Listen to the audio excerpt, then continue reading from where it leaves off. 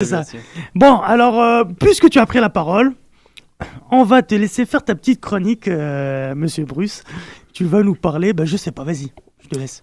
Alors, cette semaine, dans les fausses sorties culturelles, on va commencer par le théâtre. Avant-hier, j'ai découvert une pièce magnifique qui s'intitule « Qui a rasé mon duvet ?» Ça se passe dans l'Allemagne des années 20, et c'est l'histoire de Gunther, un jeune garçon de 13 ans, qui en se réveillant un matin s'aperçoit que quelqu'un a rasé le soyeux duvet blond d'enfant qui recouvrait ses joues et ses lèvres.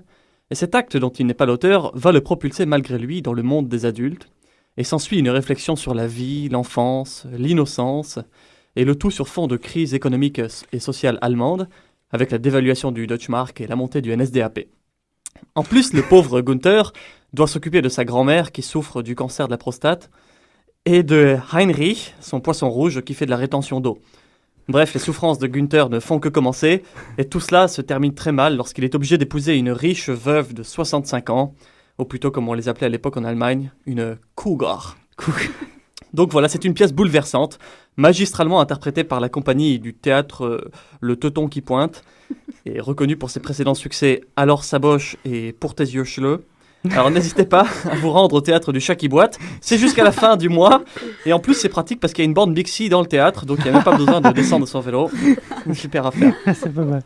On passe maintenant au monde des livres, avec la sortie du nouveau roman de Ambroisine Marjane, la papesse, que dis-je, la Oprah Winfrey de la littérature introspective, qui après avoir été révélée en 2009 par le best-seller La pugnacité du hareng, s'était essayée du côté du conte pour adultes avec le superbe Le moine, la liane et l'ampoule. Merde. C'est une œuvre éclairée qui lui a valu le prix Rigoberta Menchú en 2011. Et donc là, elle sort son premier roman d'aventure très attendu, La groseille et l'oursin. Une histoire d'amitié bouleversante. Je vous le conseille vivement.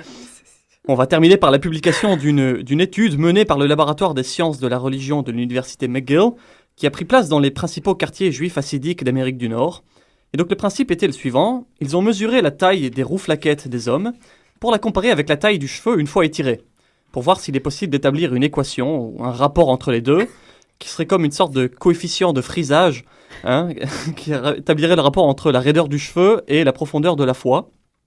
Rappelons que cette étude fait suite aux accusations formulées par la communauté hassidique de New York envers celle de Montréal, qui l'accusait d'avoir eu recours à l'utilisation de bigoudis pour accentuer la frisure du cheveu et donc le côté pieux. Donc le grand rabbinat mène son enquête sur cette affaire. Donc voilà, bon, c'est assez rapide, moi c'est tout pour cette semaine. La semaine prochaine, je parlerai cinéma avec la sortie du film commémoratif Un poisson nommé Rwanda. D'ici là, portez-vous bien et passez une bonne fausse semaine. J'ai une question, moi.